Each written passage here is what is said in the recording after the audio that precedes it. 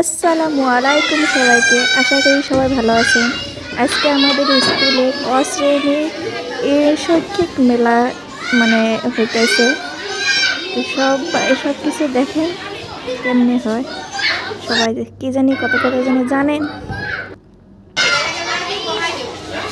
যদি স্কুলের কোনো দেখে ভালো লাগে তাহলে আশা করি তাহলে লাইক করবেন আর কিছু কমেন্ট করবেন।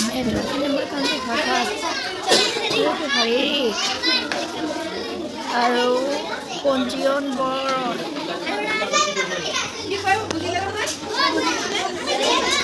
অভিভাৱকৰ লগত আলোচনা।